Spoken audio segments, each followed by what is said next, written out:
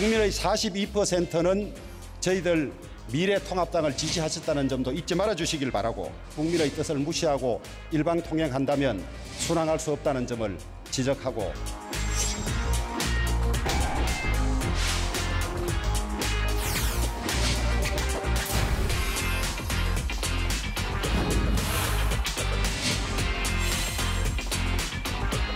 야당이 과거의 관행으로 법을 준수하지 않는다면 원칙대로 행동할 것입니다. 이제 원구성 협상의 공은 미래통합당에 넘어갔습니다.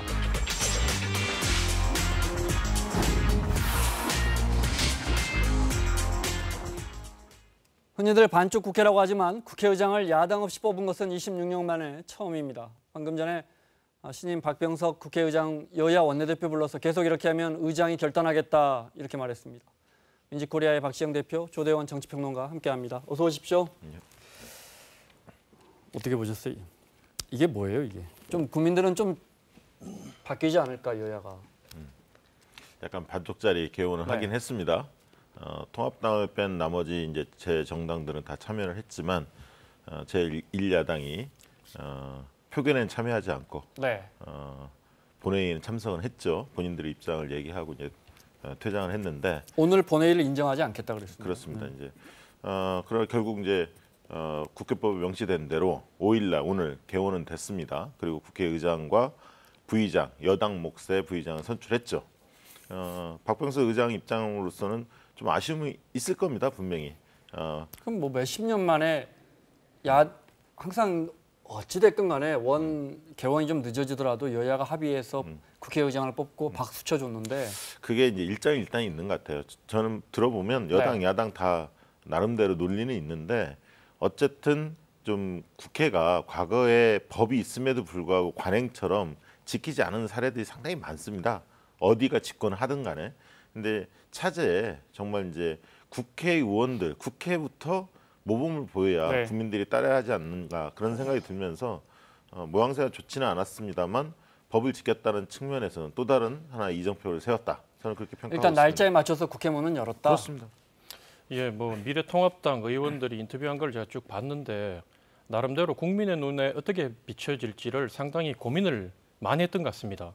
그래서 어쨌든 이걸 갖다 그냥 끌려갈 수는 없는 상황에서 국민들한테 발목 잡는다는 모습만 보일 것 같아서 일단은 참석은 하고 그다음에 이 개원 후에 의장단 뽑을 때는 퇴장함으로써 나름대로 정치적 의사 표현을 분명히 한 것 같고요. 또 여당 같은 경우에는 뭐 김태년 원내대표도 13대 국회부터 32년 동안 한 번도 정치 개원을 못했다 했는데 뭐 그걸 그 야당을 많이 비판을 했는데 어쨌든 자기가 원하는 32년 만에 정치 개원을 했지만 여당 단독으로 이 개원한 거는 1967년 이후로 군사 정권 때도 있지 않았던 우리 헌정산 두 번째고 67년 이후로 53년 만에 결국 단독 개원을 이뤘는데 이게 여당 분들은 뭐 과연 행복한지 한번 이렇게 다시 되새겨봤으면 좋겠고 또 국민들도 이 모습을 바라보고 어떻게 평가할 건지를 이제 정교하게 정치권에서 평가하고 이제 대처를 새롭게 해야 되지 않을까 이런 생각이 듭니다. 그러니까 저는 그렇게 생각합니다. 그러니까 소수당을 존중해야죠. 다수당이 그건 맞습니다. 그러나 또 한편으로 그런 최대한 협의하고 합의를 도모하면서도 그게 관철이 되지 않을 때 그러면 어떤 조치를 취하느냐. 그때는 다수결의 원리를 따라야 한다. 그게 이제 민주주의 원리입니다. 그래서 그리고 법이라는 것은 정해놓은 걸 지켜야 합니다. 지난 국회 때 20대 때 그 패스트트랙 과정에서 얼마나 많은 상처들이 있습니까? 여야 간에 다. 이제 그런 것들을 이제 국민들이 지켜보면서 이제는 좀 코로나 이후의 상황이 대한민국이 달라져야 하는 세상이 달라져야 하듯이 이제는 국회도 좀 그런 준법 정신들을 지켜나가는 모험이 돼야 한다. 그렇게 봅니다. 그런데 민주당이 소수 야당일 때는 얼마나 강력하게 여당의 독주에 브레이크를 그러니까 여야 다 과거에 전철이 다 그게 있는 거죠. 서로 간에 다. 그러나 이제 좀 새롭게 역사가 쓰였으면 좋겠습니다. 자, 또 하실 말씀 많겠지만 넘어갈게요. 왜냐하면 일주일 동안 똑같은 이야기를 들었습니다. 근데 아니 저건 정진석 국회 부의장은 왜 안 뽑은 거야? 야당 몫이니까 야당 들어올 때 너희 사람은 그럼요. 너희가 뽑아라? 아니 그게 아니라 야당이 빠져버렸는데 어떻게 그걸 뽑습니까? 추천도 받고. 아니 제가 잘 몰랐어요. 그러면 정진석 부회장 이제 다음 부의장까지도 당적을 버리시죠? 네, 부의장만 버리는 거 아니고. 그러면 이제 무소속이란 말이에요. 그럼 만약에 정진석 의원이 나와 계시면 그 우리끼리라도 뽑아서 박수 쳐 드립시다. 아니, 그렇게는 못하겠다. 그렇게는 모양새가 더 안 좋죠. 더 안 좋죠. 다음 이제 국회 본회의 열었을 때 상임위원장 네. 선출할 때 아마 국회 그때 부의장 뽑는 뽑을 걸로? 거고요. 그리고 네. 대통령도 개원식을 지금 하지 않았습니다. 네. 20일 때 개원식을 해야 하는데 개원과 개원식은 달리한 경우들이 많이 있었습니다. 네. 과거에도 종종. 왜냐하면 며칠 뒤에 대통령이 국회 연설을 해야 네. 하거든요. 근데 이제 이번에 이제 국회 연설을 할 때는 통합당에서도 조금 기존의 20대 국회 때하고 좀 다른 모습 보이면 좋을 것 같아요. 아니 민주당이 그렇게 법조하고 잘못된 관행을 바꾸자 그랬는데 어느 법에 야당 몫의 국회 부의장 자리를 보장해 준다 그랬습니까? 이것도 다 관례상이거든요. 관례대로 본인들이 원하는 대로 뽑으면 되지. 그럼 뭘로 한 자리 남겨놔요? 그걸 다 가져가지. 저건 안 그렇습니까? 어떻습니까? 저는 이렇게 되면 늘 나오는 말이 뭐 다수 여당의 책임도 크다 이런 말 나올 텐데 어쨌든 오늘 국회 문 여는 게 법이면 법대로 나와서 국회의장, 부의장은 다 약속된 거니까 박수 쳐서 뽑아드리고 그럼 미래통합당 퇴장하지 않고 오늘 이제 일단 문 열어놓고 자 오늘 저녁부터 또 다시 협상하자 이렇게 하면 안 되는 거예요.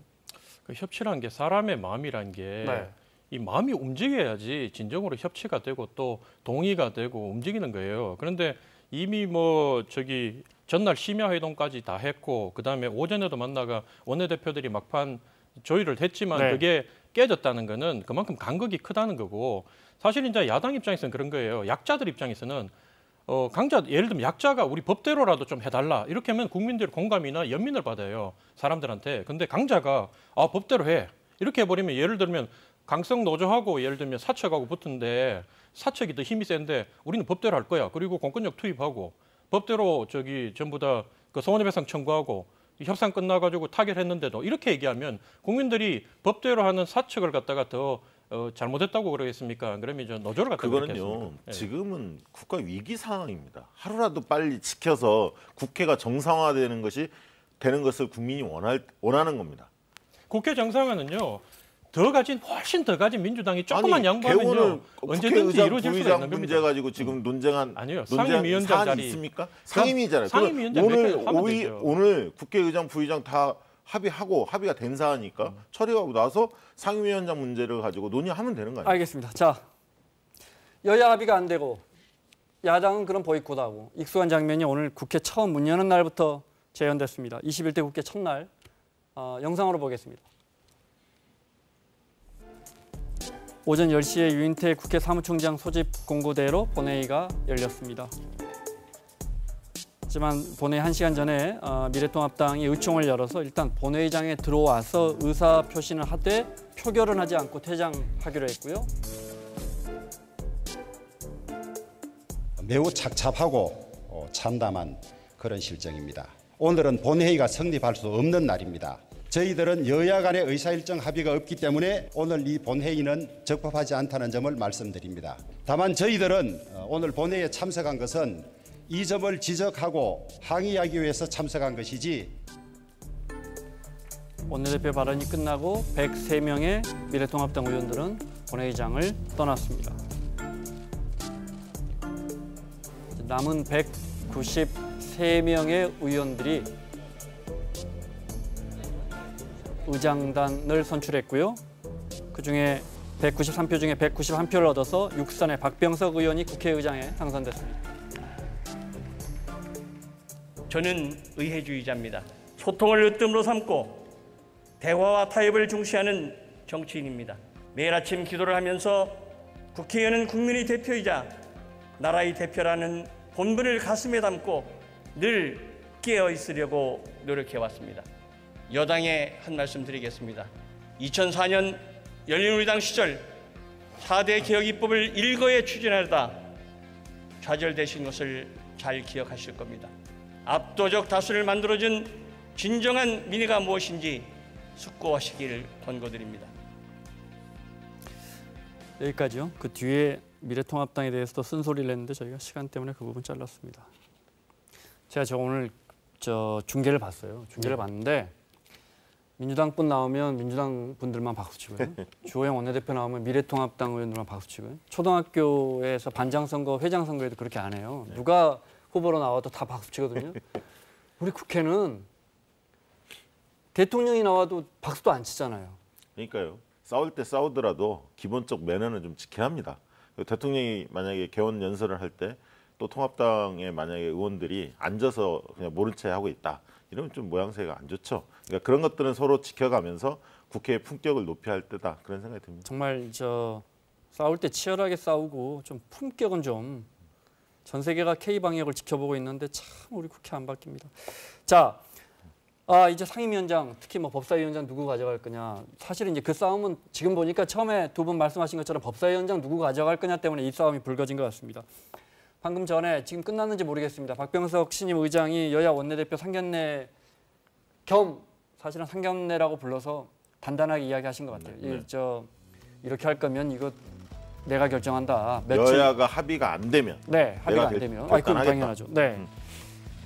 어떻게 하겠다는 걸까요? 그 얘기죠. 그 8일 날까지 1차 시한을 좀 줘볼 거예요. 네. 그러니까 이제 7일 날 만나겠다 하는 거 아닙니까? 국회의장과 여야 원내대표들이 만나서 일요일 날요. 예, 네. 공식적인 미팅을 갖겠다. 그리고 필요하면 그 전이라도 비공식적인 면담을 계속 그때까지 진행하겠다. 안 된다면 사실은 이제 의장단이 뽑혔기 때문에 국회의장이 상임위원장을 선출할 수 있습니다. 그렇습니다. 본회의 8일 날 개최해서 거기서 상임위원장 선출할 수가 있는데 네. 만약 여야가 합의가 안 되면 표결 처리를 할 수도 있는 거죠. 만약에 표결 처리를 가면 통합당이 굉장히 불리합니다. 지금 의석수가 밀리기 때문에 네. 그 전에 정책 합의를 이루는 게 좋은 거고 그 부분이 이제 법사위원장, 예결위원장 이런 문제가 있고 한 축은 또 한 축은 11대 7이냐, 12대 6이냐, 네. 18대 0이냐 이런 주장들도 있는 의석수에 대한 위원장의 배분 가지고도 논쟁이 좀 있습니다. 그래서 어쨌든 박병석 위원장은 어떻게 할 것 같아요? 만약에. 제가 볼 때는 만약에 8일 날 안 되면 한 번 더 기회는 더 줄 것 같아요. 네. 보통은 한 원구성이 15일까지인가 그래요. 그렇습니다. 네. 15일까지 한 번 더 기회는 더 줄 텐데 만약에 그때도 합의가 안 되면 본인이 결단을 해서 저는 표결 처리 들어갈 것 같습니다. 민주당은 지금 원구성도 원구성이지만 빨리 원구성 마친 다음에 추경 심사해야 할 생각밖에 없어요. 제가 그렇습니다. 볼 6월 말까지 네. 처리를 해야 하니까요. 예. 어떻게 할 것 같습니까? 어떻게 해야 합니까? 뭐 처음에 오늘 단독 개원. 근데 제가 이런 질문 드리지만 국민분들이 점심 먹고 저녁 먹고 하면서 그런 이야기 안 하세요. 법사위원장, 예결위원장이 뭐 민주당이 6석을 국민들의 삶하고 하등 상관없는 거 가지고. 그렇죠. 그래서 그 전반적으로 이번 국면이 국민들한테 어떤 이미지로 비춰질 것인가가 예를 들면 야당이 여전히 발목 잡고 있다는 이미지로 비춰질 것인지 아니면 여당이 180석 줬더니만 야 표는 내가 줬는데 야 이거 보니까 뭔가 좀 잘못되고 있는 것 같아 이렇게 느끼실지는 이제 양당이 공이 이제 정확하게 정교하게 분석하고 판단해서 대응을 할 거라고 저는 보고요. 뭐 5일 날 법대로 개원을 해야 된다고 해서 단독 개원까지도 밀어붙였는데 8일 날이 상임위원장 선출 시한이에요.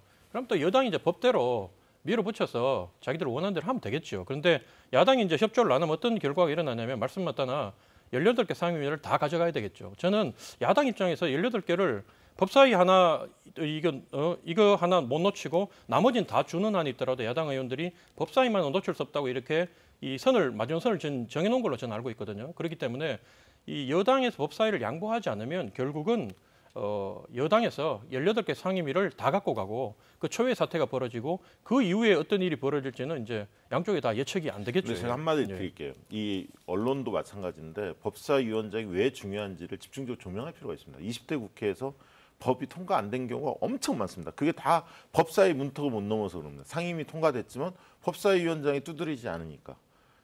그게 바로 민생하고 직결되는 겁니다. 그러니까 내 밥 먹고 사는데 무슨 저게 나하고 연관성이 있지라고 생각할 수 있지만 언론들이 오히려 앞에 나서서 그런 부분들에 대해서 과거의 사례가 어땠고 왜 법사위원장이 중요한지를 저는 심층적으로 다뤄줘야 한다고 봅니다. 법사위가 그렇게 문제가 많다면 법사위를 차라리 없애면 돼요. 저는 그래 봐요. 법사위가 순기능이 있고 분명히 긍정적인 면이 있음에도 불구하고 그래서 체계나 자구 심사 권한들 그런 면을 상원의 고치려고 하지 역할을 않습니까? 빼자는 걸 주장하지 않습니까? 민주당이 그거 받지 않잖아요. 통합당이 지금 현재 이 법사위 하나 놓고 지금 이렇게 하는데 사실은 이미 국회는 다수결의 원칙으로 한다면 여당이 원하는 건 뭐든지 다 통과돼야 돼요. 근데 법사위란 걸 하나 주고 그동안 소수 야당이었지만 야당 몫으로 줬던 거는 그래도 국회의 기본 그 목적이 정부 여당과의 협치보다 그래도 견제와 균형을 유지하는 거거든요. 처음으로 17대 때 열린우리당 때 양보한 겁니다. 그 전에는 그렇지 않았어요. 국민이 판단하실 다수당이 겁니다. 차지했죠 법사위원장.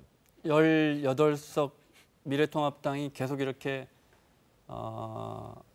합의를 해주지 않으면 합의가 되지 않으면 18석의 상임위를 다 가져갈 수도 있다고 보십니까? 그렇게는 하지는 않겠지만 11석에 대해서 우선권을 줄 가능성도 있습니다. 저는 11대 7을 존중하되 네. 민주당이 원하는 왜냐하면 그 그게 11개 중에 법사위원장을 같이 가져가는 걸로. 당연히 들어가야 한다고 봅니다. 민주당 입장에서는. 알겠습니다. 자, 다른 이야기 좀 할게요. 김종인 비대위원장이 심상정 정의당 대표를 만났습니다. 어제. 상황이 얼마나 달라졌는지 과거에 심상정 대표가 황교안 대표 만났을 때와 저희가 영상으로 비교했습니다. 보겠습니다. 지난해 7월입니다. 두 사람이 만났습니다. 볼 것도 없고. 들어볼까요? 패스트트랙 그 지정을 연착륙해야 된다. 그런 말씀을 계속 하셨는데 아직도 그렇게 생각하시는지. 제대로 되지 아니한 그런 결정들이 그냥 강행되는 것은 그건 옳지 않다고 저는 생각합니다. 국회가 입법기관이긴 하지만 좋지 않은 법, 악법을 만들어서는 되지 않겠습니까? 이제 대한민국에 보수다운 보수가 없다는 것이 우리 정치의 가장 큰 불행이다. 이런 말씀들을 많이 하시거든요. 어제는 김종인 비대위원장과 심상정 대표가 만났습니다. 얼마나 달라졌는지 볼까요? 진보 보수 떠나서 이제 실용을 투자하신다고 하니까 드디어 정책 경쟁이 가능한 국회가 되지 않을까. 정상적인 나라면은 정치가 그런 방향으로 흘러가야 되는 방법밖에 없잖아요. 미래통합당은 삼성의 탈법적인 자유는 지지해 왔지만 삼성 노동자들의 노조할 자유는 반대했거든요. 삼성 같은 데가 오늘 마치 노조 없는 회사가 명사인 것처럼 그렇게 하다가 위험에 빠지게 되어 있는 거죠. 정당이고 뭐 기업이고 사람 시대 변화하고 사람의 의식이 변화하는데 거기에 따라가지 못할 것 같으면 성공할 수가 없다고 봅니다. 다음날 여당 편만 들지 말고 이제 야당하고 협력을 해서 미래통합당이 불평등 해소에 적극적으로 나서시면 아마 좋은 파트너가 될 겁니다. 여기까지요. 미래통합당 비대위원장이 정의당 대표 만나가지고 삼성의 문호조를 비판하는 시대가 됐어요. 네. 국회판 새로운 일상이라고 하더군요. 그렇습니다. 근데 사실 과거에 통합당이 삼성의 문호조 경영에 대해서 비판한 적은 없었거든요, 한 번도. 근데 이제 최근에 어쨌든 이재용 회장이 이제 그 문호조 경영에 대해서 앞으로 안 하겠다 네. 이렇게 천명했고 그간 상처를 준 사람들에게 사과를 한 바 있습니다. 때문에 김종인 위원장이 저런 발언을 할 수 있는 어떤 토대가 좀 확보가 됐다 이런 생각이 좀 들고요. 네. 평소 지론일 수도 있겠죠, 본인의. 네. 그렇게 보여집니다. 여기에 이제 뭐 여러 가지 이야기 많이 했잖아요. 아까 잠깐 언급됐지만 그 자유에 대한 뭐 어렵게 볼 수도 있지만 아니, 자유라는 게 기본적으로 돈 없는데 무슨 자유가 있냐 이렇게 비판했단 말이에요. 네. 거기에 이제 기본소득 이야기까지 이어지면서 그야말로 좌클릭 광폭 행보다 이렇게 표현하더군요. 당내 분위기는 어때요? 어리둥절해요? 나는 뭐 젊은 이럴 줄 알았다? 예, 저희들은 뭐 젊은 사람들은 다 이렇게 될 줄 알았어요. 이렇게 될 줄 알았고 네.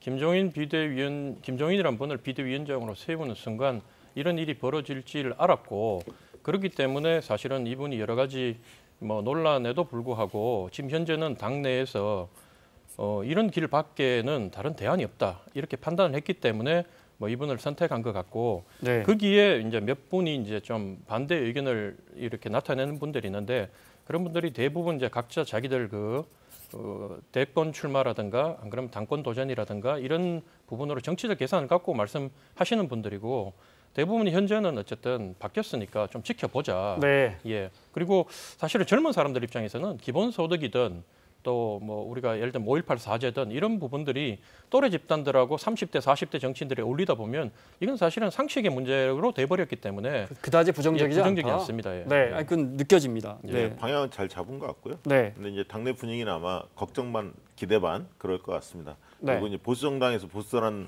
말을 쓰지 말라 이러니까 네. 이제 속은 좀 편치 않죠, 사실. 예, 그러나 어쨌든 지금 다른 대안이 없기 때문에 좀 지켜보자 이런 것 네. 같고요.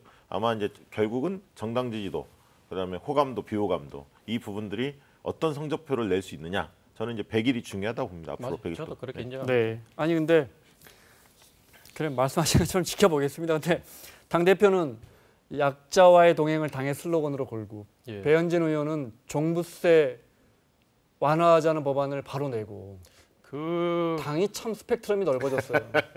그 사건이 있었을 때 네. 배현진 의원이 법안 낸 그 딱 저희들이 소식 접했을 때 야, 당장 또 그런 소리 듣겠구나 했는데 오늘 그 얘기 나오네요. 근데 사실은 국회의원이라는 분이 지역민들의 그 이해관계, 이익을 대변해야 됨에도 불구하고 국회의원이 예를 들면 그 지역에 살지 않아도 의원으로 지역구 의원으로 뽑힐 수 있는 거는 대한민국 어디 살아도 그건 바로 대한민국의 이해 또 대한민국 이익에도 부합하게 행동하라는 거거든요. 그래서 뭐 배현진 의원이 그렇게 했지만 사실 네. 뭐 저만 하더라도 우리 지역의 그 종부세 기준으로 따졌을 때 그 고액 아파트를 가진 분 같으면 세금을 더 내야 된다고 저는 생각하기 때문에 뭐 이것도 지역에 따라 다들 생각이 좀 다른 것 같습니다. 국회의원이 말씀하신 것처럼 송파 을인가 그래요, 배현진 의원. 지역 주민들의 이해관계를 우선적으로 대변해야 되죠. 우리 국민의 2% 정도가 종부세를 내는데 그걸 그렇게 서둘러서 내야 할 정도로 2%를 대변하는 국회의원이 되고 싶었을까 여쭤보고 국민들은 2% 정도만 내는 것을 잘 모르는 분들도 많이 계세요. 하도 종부세 하니까 상위 한 10%는 내는 줄 알고 있습니다. 원래는 1% 정도였는데 집값이 많이 올라서 2%가 그래서 뭐 됐습니다. 강남 지역구 많이 부러워했는데 아, 저 부러워할 게 아니구나 저렇게 되겠구나 싶어서 별로 안 부러워하기로 했습니다. 예. 문 대통령이 퇴임 2년 남았는데 원래 이맘때쯤 이제 퇴임하고 어떻게 갈 거냐는 좀 미리 준비해야 되니까 네. MB 때도 이맘때쯤 준비했다가 그때 뭐 내곡동 요란- 사저. 네. 좀 뭐 소란스럽기도 했는데 경북 양산에 그림 있습니까? 저희가 오늘 촬영해 왔습니다. 저희가 부산총국에서 영상을 보내왔는데 저기 어디 땅인가 봅니다. 드론으로 촬영해 와서 좋네요. 네, 뭐 흔히 보는 깔끔하게 정리된 시골 땅인데, 네 여기 땅인가요? 아니면 여기가 사저 문 대통령 사저도 저기 있잖아요. 거기서 얼마 안 떨어진 곳이죠. 네. 사저는 개인 돈으로 기존에 이제 사저가요. 네. 그 어디 있었죠? 매곡동에 있었지 않습니까? 네, 네, 매곡동에 양산에. 있는 사저가 1차선으로 한 2km 들어가야 돼요. 이게 외진 곳에 있고 네. 그 차 다니기가 굉장히 협소합니다. 도로 그러면 자체가. 이 경호실에서 봤을 때 이른바 시야 확보가 안 돼서 그렇습니다. 쉽지 그러니까 않다는 거 이제 아니에요? 관람객들도 그 가보고 싶을 텐데 네. 가기도 어렵고요. 네. 그다음에 거기가 이제 주변이 계곡입니다. 계곡이고 숲이 있는 지역이기 때문에 우거져 있기 때문에 경호상도 어렵고 그래서 경호처에서 네. 지금의 사전은 안 된다, 바꿔야 한다 경호상 이후로 네. 그렇게 이야기를 했고 대통령이 계속 재검토 한 4번 정도 반려를 했다고 하는데 대통령이야 원래 있던 집 있는데 그 근처로 싶죠. 간다고 해서 그걸 팔고 또 가야 되니까 그렇습니다. 어차피 땅은 자기 돈으로 그리고 대통령과 노 대통령 네, 때 김정수 그 여사 아방궁으로 네. 비판받지 않았습니까? 네. 엄청나게 폄훼해서 나중에 알고 보니까 무슨 아방궁이 이렇게 생겼어. 황당했지 않습니까? 그런 어떤 터무니없는 정치 공세 이런 네. 것들이 우리 정치권에 아직도 존재하기 때문에 옮기고 싶지 않았겠죠. 네. 가능하면 지금 있는 대로 하려고 네. 했는데 지금 경호처에서 반대를 하고 또 이제 관람객들이 많이 오면 그런 편의도 고려하지 않을 수 없기 때문에 네. 지금 이제 사저를 새롭게 알아봤고 그 사비는 대통령 본인이 부담합니다. 그 경호는 이제 경호는 국비로 경호처에서 하는 거고, 경호처에서 하는 예산으로 거고요. 사서 운영도 예산으로 하는 그렇습니다. 거고 집이야 당연히 문 대통령이 살 집이니까 문 그렇습니다. 대통령 돈으로 사서 땅은 이제 문 대통령 돈으로 샀고 그때 아방궁 논란 있었잖아요. 오늘 또 기사 보니까 제가 교통요지라고 진짜 가보고 그런 소리 하는 교통요지라면은 천안 삼거리나 뭐 영등포 로타리 같은 거 아니 경남 양산의 평산마을의 교통요지가 얼마나 교통요지일진 잘 경운기 많이 다니지 않을까 싶어요. 대통령의 낙향에 대해서는 어떻게 보십니까? 저는 뭐 문 대통령께서 올 1월달에 기자회견 하실 때 뭐 그런 말씀하셨는데 임기 동안 전력을 다하고 임기가 끝나고 나면 그냥 잊혀진 사람으로 돌아가고 싶다. 그 대통령의 그 순수한 뜻을 뭐 여야 가릴 것 없이 이제는 좀 지켜줬으면 좋겠고 국민의 한 사람의 입장으로 봤을 때는 퇴임 이후가 행복한 보람이 있는 그런 전임 대통령을 보고 싶고 네. 또 저희들도 존경할 수 있는 국가가 어려울 때 정말 말씀 한마디를 하더라도 그 말에 무게가 있어서 뭐 이렇게 당리당리하게 휘둘리지 않고 국가의 큰 의료원으로서 우리가 믿고 네. 의지할 수 있는 그런 대통령이 이제 하나는 있어야 안 되겠나 뭐 이런 바람을 좀 가져봅니다. 지금 미국이 극도로 혼란스러운데 얼마 전에 며칠 전에 오바마 대통령이 입장을 내놨거든요. 오바마뿐만 아니라 네. 부시 대통령이 네. 조지 W 부시 대통령이 지금 트럼프 대통령의 행적에 대해서 비판을 했어요. 네. 같은 당이지만 이거는 네. 미국을 위해서 이건 아니라고. 그래서 지금 사실은 미국 대선이 민주당 후보가 원체 약했고 코로나 이전까지 미국 경제가 너무 좋았기 때문에 트럼프의 낙성이 예상됐는데 이제 국면이 완전히 바뀌어버린 거예요. 위기 국면에서 대통령의 리더십이 어떻게 작동한지를 보고 네. 그래서 저도 이런 걸 보면서 우리가 당에 소속돼 있고 뭐 생각이 좀 다를 수도 있지만 국가 전체를 바라보고 좀 바른 목소리를 낼 수 있는 용기 있는 네. 정치인들이 많아졌으면 좋겠다. 그래서 이런 리더가 생각이 듭니다. 중요한 겁니다. 국민의 삶과 직결됩니다. 리더가 어떻게 하느냐에 따라서 네. 많이 바뀌어질 수밖에 없는 국면이다. 그런 생각이 듭니다. 그러면 이렇게 여쭤볼게요. 노무현 전 대통령의 낙향과 2년 후에 문재인 대통령의 낙향. 노무현 대통령은 이제 지방 분권, 그렇습니다. 그다음에 친환경 농법, 뭐 오리농법. 오리농법 이런 거 하려고 예, 했고. 예.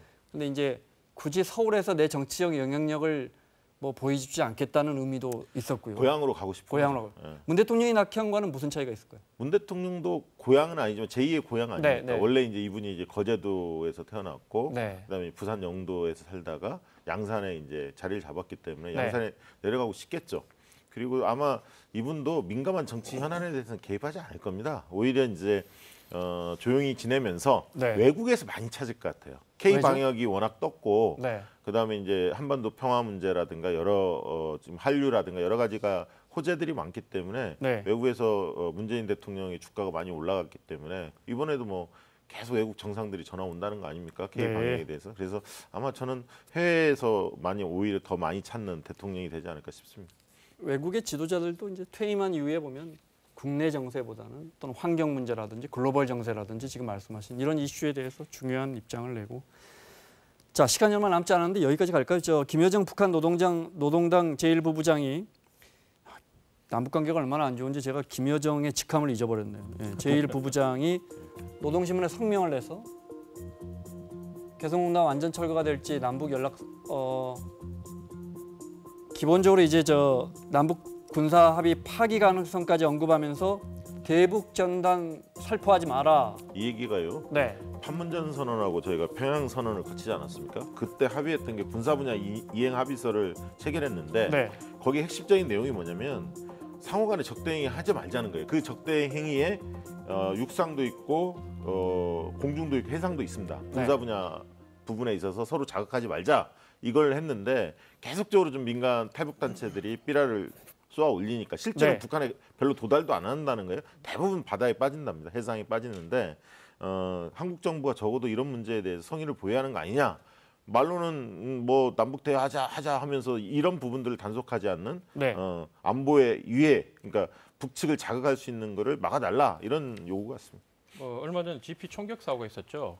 그때 사건 때 우리 국방부는 이거 의도적이지 않다고 발표를 했고 유엔사는 의도적인지 아닌지 잘 모르겠다 그랬고 미국 정부한테 물어보니까 그건 한국 정부한테 물어보라고 신경질적인 투로 얘기를 했어요.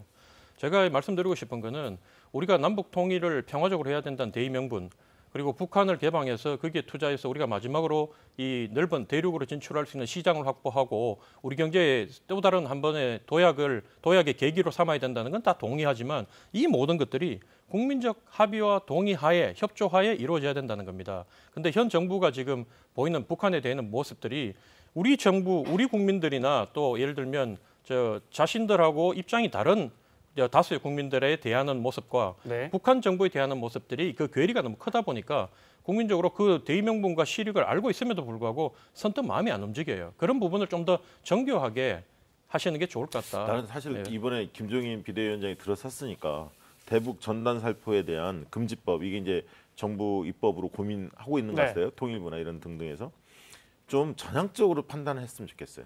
적어도 그래서 보수가 정말 달라지는구나라고 느낄 수 있도록 그렇게 했으면 좋겠습니다. 간단하게요. 그 대북 전단 금지법 입법에 대해서는 어떻게 보십니까? 저는 이 탈북민들이 오죽하면 자기 고향에다가 이런 걸 보내겠냐. 없는 돈 모아가지고.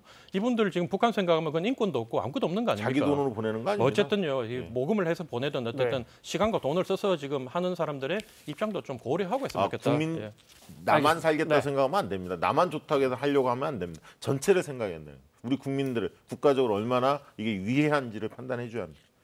자, 마무리하겠습니다. 윈지코리아의 박시영 대표, 조대원 정치평론가와 함께했습니다. 다음 주에 뵙겠습니다.